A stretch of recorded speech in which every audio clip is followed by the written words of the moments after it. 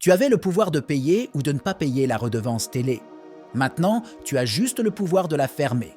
Ce n'est pas de moi, mais c'est le message de nos politiques. Et tu continueras à payer la télé que tu le veuilles ou non. Dans le financement de la TV, tu as 3 niveaux. Le premier énervant, le deuxième très énervant et le troisième très énervant. Mais attention, ne t'énerve pas sur ton écran.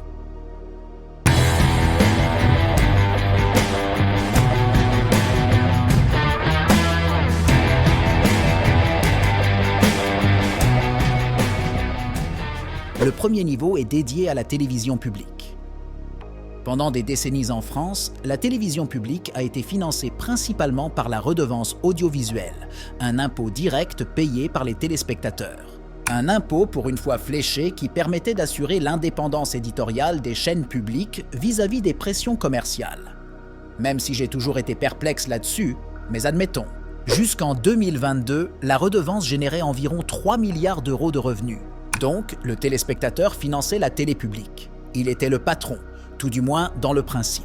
Cependant, en août 2022, la redevance a été supprimée dans le cadre de la loi de finances rectificative pour soi-disant un effort de simplification fiscale et de réponse aux demandes des ménages pour une baisse des impôts.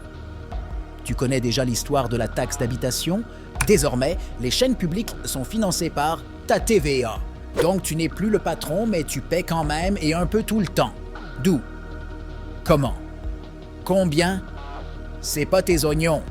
Ben non, parce que désormais, le patron c'est l'État. Tu t'es fait virer, donc tu paies et tu la fermes.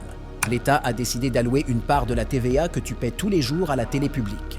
Il appelle ça une dotation. Comprends ici que c'est un financement indirect, que je qualifie facilement d'opaque et de manipulateur, contrairement à la redevance qui était clairement identifiable. Le nouveau patron envisage de verser près de 3 milliards d'euros aux médias publics avec des modalités de transfert de l'argent qui sont encore inconnues. Et ce n'est pas une blague. Hop, ni vu, ni connu, l'État devient le Bouygues ou le Vivendi de France Télévisions. Et maintenant, comme c'est lui qui paie, le sujet de l'indépendance des chaînes se pose encore plus. On connaît déjà la porosité endogamique de la politique et des médias. On imagine facilement que si tu ne fais pas partie du sérail, il sera facile de te dire dans le feutré « Ah, c'est dommage, ton émission est bien, mais il n'y a plus de budget ».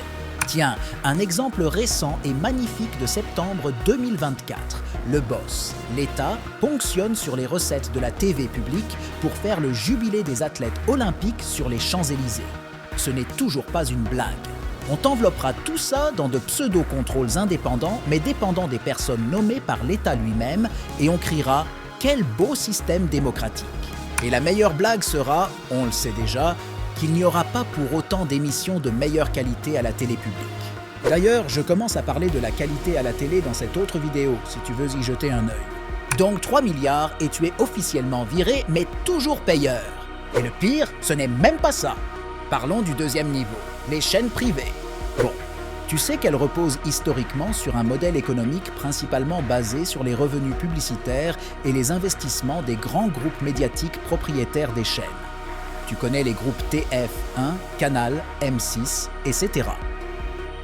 Par exemple, en 2023, leur revenu publicitaire brut était estimé à environ 3 milliards d'euros. Mais peut-être que tu n'es pas forcément au courant de la suite. Bien que les chaînes privées soient principalement financées par leur groupe et la publicité, elles bénéficient également d'aides publiques et oui, l'État, encore lui, à travers le CNC principalement, accorde des subventions aux sociétés de production des chaînes privées pour financer leur production de films, de séries et de documentaires. Par exemple, en 2023, le CNC a alloué plus de 200 millions d'euros à la production audiovisuelle, la moitié bénéficiant directement aux chaînes privées.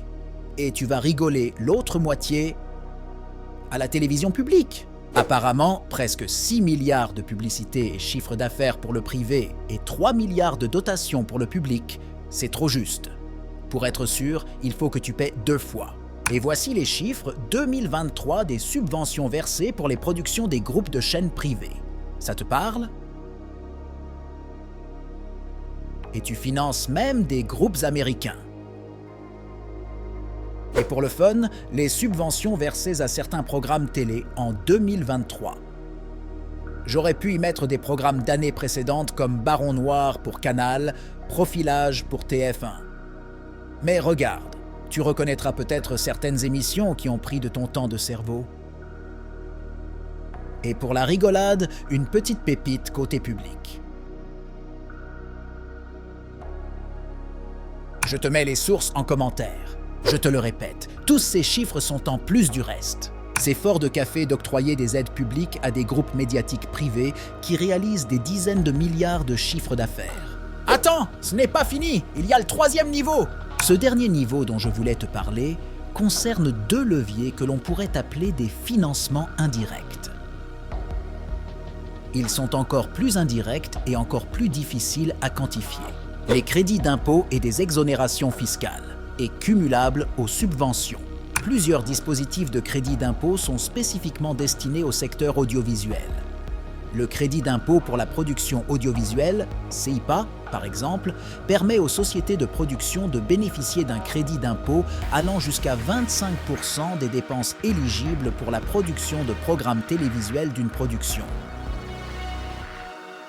Mais tu sais bien que cette aide peut valoir pour une société donnée, mais qu'elle vaudra aussi pour sa sœur jumelle connectée par une holding ou une autre société.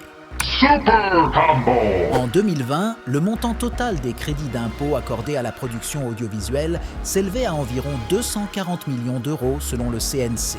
Les chaînes de télévision et leurs sociétés de production, qu'elles soient publiques ou privées, bénéficient également d'exonérations fiscales sur certaines activités. Par exemple, les recettes publicitaires des chaînes publiques sont partiellement exonérées de taxes afin de favoriser leur développement économique. Elles contribuent à alléger la charge fiscale des chaînes et à améliorer leur rentabilité. Et bien sûr que cela concerne aussi le privé. Master Combo! Et il te faudra te lever de bonne heure pour trouver les montants exacts de crédits d'impôt accordés aux sociétés de production affiliées aux groupes médias privés et les exonérations fiscales accordées aux chaînes privées. En plus, je ne t'ai donné que des chiffres que je pense minimum. Bon, j'arrête, sinon je vais aller me mater Rambo 4. Pour conclure, c'est une vraie boîte noire dont la source reste et restera ton portefeuille. Et dis-toi que j'aurais pu aller plus loin. Ça me rappelle un peu le système du cinéma français. Mais on en parlera peut-être un jour. Tu es obligé de participer à la télévision, c'est comme ça. En revanche, tu as le choix de regarder des contenus qui t'inspirent. Internet est là pour ça, et pour toi. Tu pourrais suivre et même soutenir financièrement des créateurs talentueux. Tu pourrais les faire connaître à une communauté, et nous pourrions tous s'élever. Élever notre niveau de connaissance, se divertir intelligemment tous ensemble. Contre TV se propose d'être l'outil pour arriver à ce projet merveilleux qui nous détachera de ce système télé qui nous gâche les cerveaux. Rejoins-nous sur Contre TV, tu feras du bien à celui que tu deviendras.